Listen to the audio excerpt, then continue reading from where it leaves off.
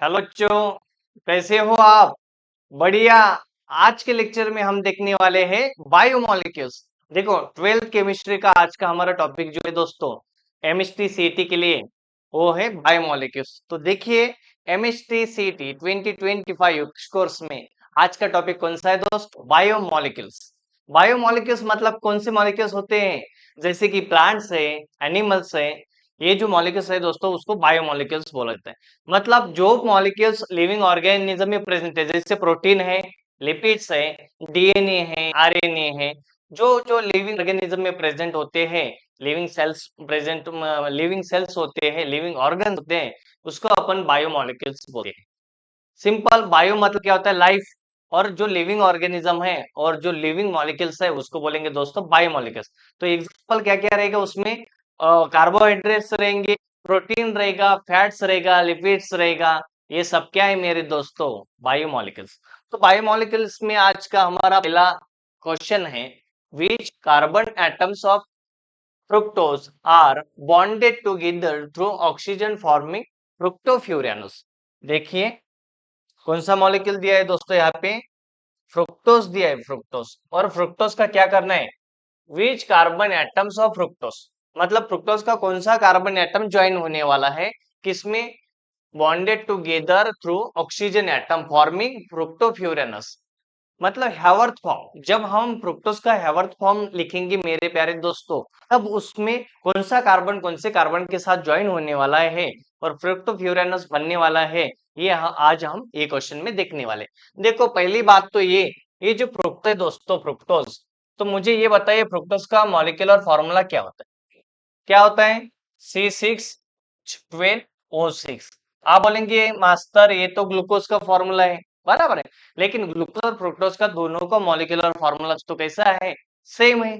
लेकिन उनका स्ट्रक्चर क्या है? अलग अलग है। मॉलिक्यूलर फॉर्म क्या है? सेम, बट स्ट्रक्चर क्या है? अलग अलग है।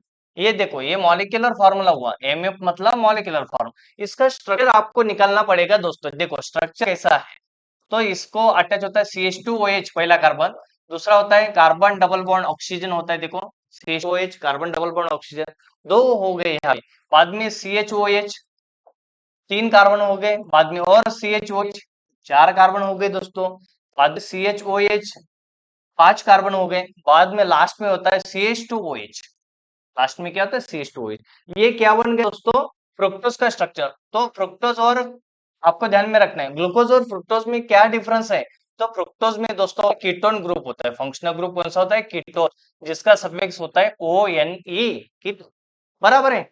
तो देखो, ये हुआ हमारा फ्रुक्टोज का स्ट्रक्चर। इसका बनाना है दोस्तों हमें फ्रुक्टोफ्यूरेनस। क्या बनाना है? फ्रुक्टोफ्यूरेनस। मतलब देखिए, इसका क्या बनाना है दोस्तों? हमें हैवर्थ फॉर्म बनाना है। इसका हैवर्थ फॉर्म पूछे, हैवर्थ फॉर्म किसका पूछा है? हैवर्थ फॉर्म फ्रुक्टोज का, तो उसका नाम है फ्रुक्टोफ्यूरेनस। क्या है? फ्रुक्टोफ्यूरानोस, फ्यूरियानोस, फ्रुक्टोफ्यूरानोस। ये फ्रुक्टोफ्यूरानोस कैसे बनता है? तो देखो, ये जो है दोस्तों, इसका कार्बन नंबर देखो, 1, ये कार्बन नंबर 2, 3, 4, 5 और 6। टोटल कार्बन कितने फ्रुक्टोज में? 6 है। तो इसका जो ऑक्सीजन होता है दोस्तों, ये ऑक्सीजन इसके साथ लिंक होता है, और ये जो दूसरे कार्बन का कार्बोनिल ग्रुप है इस पे अटैक करता है।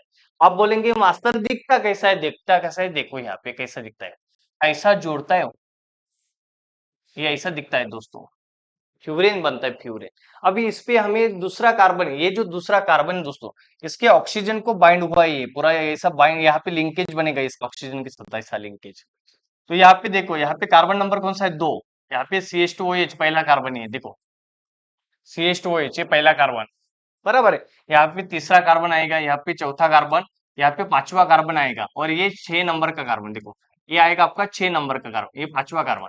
तो आपको यहाँ पे बताना है दोस्तों, कौन सा कार्बन कौन से कार्बन के साथ जुड़ा है।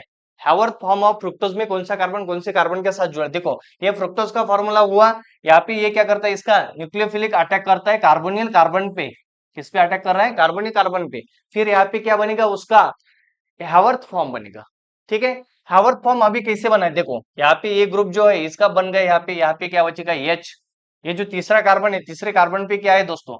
OH है और H है। देखो, चौथे कार्बन पे क्या है? H और OH है। लेकिन चौथे कार्बन का OH बाहर होता है, ओनली तीसरे कार्बन का OH अंदर होता है रिंग के अंदर, ये आपको ध्यान में रखना।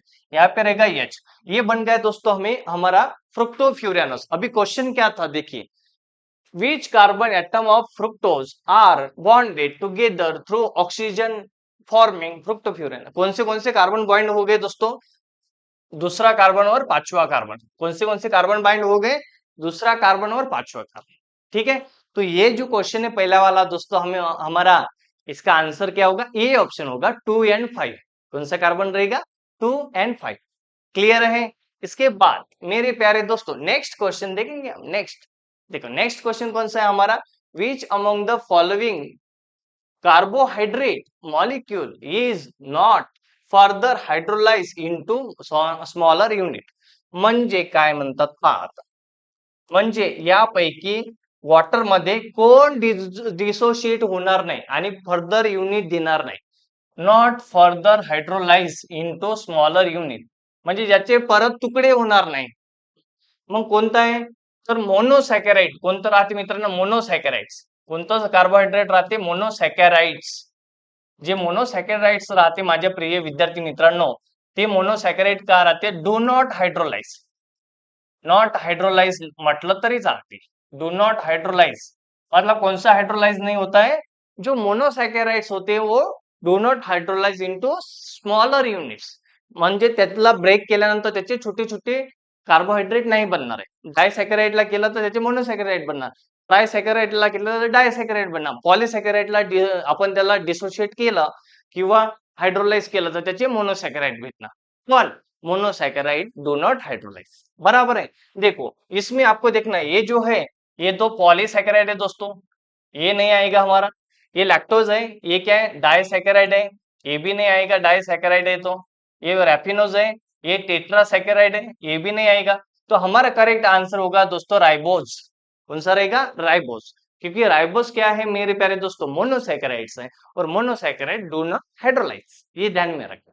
इसके बाद नेक्स्ट क्वेश्चन मेरे प्यारे दोस्तों, how many secondary hydroxy group are present in glucose? आलं का नाही? पाहून घ्या आता, ग्लुकोजचं आपल्याला काय माहित पाहिजे मित्रांनो? मॉलिक्युलर फॉर्म्युला सांगा, काय राहते मॉलिक्युलर फॉर्म्युला ग्लुकोजचं? C6H12O6, ये क्या होता है? ग्लूकोज का मॉलिक्युलर फॉर्म्युला, बराबर है। इसमें कितने कार्बन है दोस्तों? 6 कार्बन है। तो इसका फंक्शनल ग्रुप कैसे होता है? देखो CHO होता पहले, बाद में CHOH ऐसे ज्वाइन होता है एक, ये 2 कार्बन हो गए।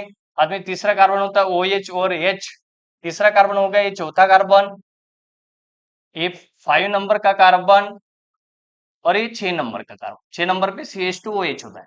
तो हमें बोला यहाँ पे सेकेंडरी हाइड्रोक्सी ग्रुप, मतलब सेकेंडरी अल्कोहल पूछा है दोस्तों। कौन सा अल्कोहल? सेकेंडरी अल्कोहल पूछा है हमें। सेकेंडरी अल्कोहल कितने हैं?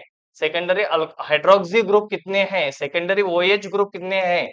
हाइड्रोक्सी ग्रुप कितने कौन से है? सेकेंडरी। सेकेंडरी मतलब जो कार्बन दूसरे 2 कार्बन को अटैच है। देखो एक कार्बन ये जो है, ये कार्बन ये दूसरे 2 कार्बन को अटैच है, बराबर है। ये भी कार्बन दूसरे 2 कार्बन को अटैच है, ये भी कार्बन दूसरे 2 कार्बन को अटैच है, ये भी कार्बन दूसरे 2 कार्बन को अटैच है, बराबर है। मतलब इसमें कितने आ गए? एक, ये 2, 3, 4, कितने हैं इसमें? 4 है। 4 क्या है हमारे? सेकेंडरी क्या है? सेकेंडरी वो हाइड्रोक्सी ग्रुप है 4। तो हमारा आंसर क्या होगा दोस्तों? कितने हैं? देखो ये एक हो गए, एक, ये 2, ये 3, ये 4। आप बोलेंगे मास्टर यहाँ पे OH दिख रहा है, लेकिन ये कार्बन दूसरे एक ही कार्बन को बाइंड है ना। जो कार्बन दूसरे कार्बन को बाइंड होता है उसको बोलते हैं दोस्तों हम प्राइमरी कार्बन। यानी प्राइमरी नाही विचारलं आपल्याला, कोणतं विचारलं होतं? सेकंडरी। तर मग सेकंडरी म्हणजे 2 डिग्री। 2 डिग्री म्हणजे कोणतं? पहा, ज्या कार्बनला पाहता अभी एक कार्बन है, यहाँ पे देखो फॉर एग्जाम्पल, यहाँ पे देखो दोस्तों हमारा एक कार्बन है, तो ये जो कार्बन को OH है उसको 2 कार्बन अटैच होने चाहिए, ऐसा ग्रुप देखना था हम, उसको बोला जाता है सेकेंडरी। तो हमारा कितना आएगा दोस्तों? 4 आंसर आएगा। ये ऑप्शन आपका करेक्ट है। देखो हमें क्या पूछा था कि ग्लूकोज में सेकेंडरी अल्कोहल कितने, मतलब सेकेंडरी हाइड्रोक्सी ग्रुप ने। तो आपको दोस्तों क्या पता होना चाहिए? ग्लूकोज का करेक्ट स्ट्रक्चर पता होना चाहिए, तब आप क्या कर सकते हैं? उसका करेक्ट आंसर दे सकते हैं, अदरवाइज नहीं। मतलब आपको ग्लूकोज और फ्रुक्टोज का स्ट्रक्चर बढ़िया करके रखना है बायोमोलिक्यूल्स में, ठीक है। इसके बाद नेक्स्ट क्वेश्चन मेरे प्यारे दोस्तों क्या है? How many optical isomer are possible for a compound having 3 unsymmetrical carbon? पा काय म्हटलं या ठिकाणी? पा 3 अनसिमेट्रिकल कार्बन आहे, म्हणजे या ठिकाणी अनसिमेट्रिक कार्बनची जी व्हॅल्यू आहे, यांची व्हॅल्यू आहे ते 3 आहे मित्रांनो. 3 अनसिमेट्रिकल काय आहे? 3 अनसिमेट्रिकल कार्बन आहे, यांची व्हॅल्यू 3 आहे. मग आपलं कोणतं येणार या आइसोमर काढासाठी? Optical isomer. लक्ष द्या, ऑप्टिकल आइसोमर, जो ऑप्टिकल आइसोमर होते हैं दोस्तों, उसका फॉर्मूला होता है 2n, 2n स्क्वेयर. ठीक है, 2 raise to the power n, ये फॉर्मूला था 2 raise to the power n. इससे हम क्या कर सकते हैं? कार्बोहाइड्रेट में जितने भी आइसोमर बनते हैं एक कार्बोहाइड्रेट के, वो बता सकते हैं कितने आइसोमर है. तो देखो n मतलब कितना दिया है यहाँ पे? n का वैल्यू 3 दिया है, तो n में अभी 2 इंटू 3 करो, कितना आता है आंसर बताइए? 2 का क्यूब कितना आता है? 2 का क्यूब कितना आता है दोस्तों? 8. 2 इंटू 2 4 हो जाएगा, 4 इंटू 2 8, बराबर है. तो 2 का क्यूब कितना आएगा दोस्तों? 2 इंटू 3 मतलब क्या होगा? 2 इंटू 2 इज इक्वल टू 8, बराबर है कि नहीं? ठीक है, तो हमारा आंसर क्या आएगा दोस्तों? 8. तो यहाँ पे फॉर्मूला कौन सा ध्यान में रखना है? कोई भी मॉलिक्यूल पूछो आपको, ग्लूकोज पूछो, फ्रुक्टोज, उसमें आपको क्या करना है? कायरल कार्बन एटम देखने. असिमेट्रिक कार्बन एटम मतलब कौन से कार्बन? Chiral carbon. कौन से कार्बन? Chiral carbon. आप बोलेंगे मास्टर इसका स्पेलिंग तो हमें चिरल दिख रहा है. नहीं, चिरल स्पेलिंग है, लेकिन बोलना क्या है? कायरल. कितने का, कौन से carbon? Chiral carbon. Chiral carbon मतलब क्या होता है? जिस कार्बन को 4 डिफरेंट ग्रुप अटैच होनी चाहिए दोस्तों, जिस कार्बन को 4 डिफरेंट ग्रुप होते हैं वो होता है कायरल कार्बन. ऐसे अनसिमेट्रिक कार्बन हमें देखने हैं. ये जो फॉर्मूला है 2 raise to the power n, इसमें n का वैल्यू हमें पुट अप करना है और आंसर आपको कैलकुलेट करना है. ऐसे ही क्वेश्चन आपको जेडबलई और नीट में आते हैं दोस्तों, और यहाँ पे सीटी में भी पूछा है. ठीक है, इसके बाद नेक्स्ट क्वेश्चन देखेंगे मेरे प्यारे दोस्तों. Which of the following enzyme is useful in conversion of glucose to fructose? म्हणजे ग्लूकोज और फ्रुक्टोज, ग्लूकोज का कन्वर्जन फ्रुक्टोज में कौन करता है? कौन सा एंजाइम ग्लूकोज का कन्वर्जन फ्रुक्टोज में करता है, ये आपको बताना है मेरे प्यारे दोस्तों. क्या पूछा है यहाँ पे? ग्लूकोज जो है, ग्लूकोज, तो ग्लूकोज का फॉर्मूला क्या होता है? C6H12O6. इसका कन्वर्जन किसमें हो रहा है? फ्रुक्टोज में. फ्रुक्टोज में होता है, तो इसका भी फॉर्मूला होता है C6H12O6. तो इसका कन्वर्जन इसमें कौन करता है? तो ग्लूकोज आइसोमरेज होता है. कौन होता है? ग्लूकोज का ही आइसोमरेज होता है. ग्लूकोज आइसोमरेज बोला जाता है. यहाँ पे दिया ग्लूकोज आइसोमेरेज. जो ग्लूकोज आइसोमरेज होता है दोस्तों, ये क्या करता है? Glucose convert into fructose. मतलब कंपनी में क्या किया जाता है? कंपनी में स्वीट शुगर फॉर्म किया जाता है. मतलब जिस शुगर को बच्चों ने अगर टेस्ट किया तो उसको लगना चाहिए हाँ, वाह क्या स्वीट है, वाह वाह.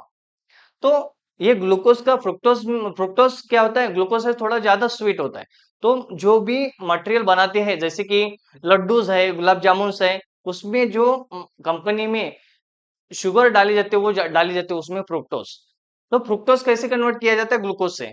तो ग्लूकोज का फ्रुक्टोज कन्वर्जन करने के लिए दोस्तों ग्लूकोज आइसोमरेज एंजाइम यूज किया जाता है. कौन सा enzyme? Glucose isomerase enzyme use किया जाता है दोस्तों, ग्लूकोज का फ्रुक्टोज में कन्वर्जन करने के लिए. ठीक है, क्लियर है? इसके बाद का नेक्स्ट क्वेश्चन देखेंगे मेरे प्यारे दोस्त. देखो next question, question number 6. Identify the protein present in nail. जो हमारे नेल है, नाखून आहे, नाखून, नख, नख ज्याला आपण म्हणतो, या नखामध्ये कोणतं प्रोटीन राहते? सांगा बरं. जो नाखून होते, नेल्स होते, नेल में कौन सा प्रोटीन होता है? कौन बता सकता है? बताइए फटाफट. नेल में कौन सा प्रोटीन होता है दोस्तों? 1 मिनट, 1 मिनट.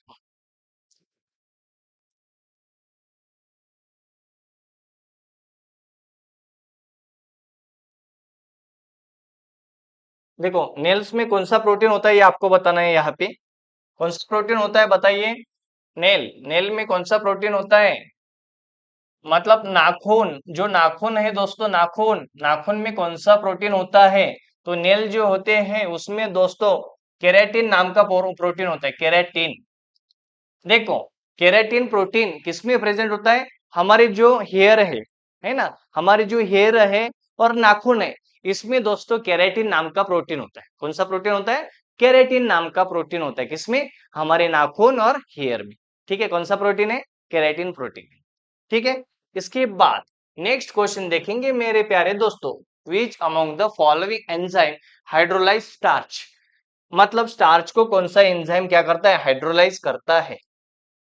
देखो स्टार्च है यहाँ पे, स्टार्च, स्टार्च का क्या फॉर्मूला होता है, C12H22O11, ये फॉर्मूला होता है इसका। स्टार्च को क्या करता है, हाइड्रोलाइज, यहाँ पे इसका हाइड्रोलाइसिस होगा, इसका हाइड्रोलाइज हो जाएगा, ये मतलब वाटर ऐड हो जाएगा इसमें।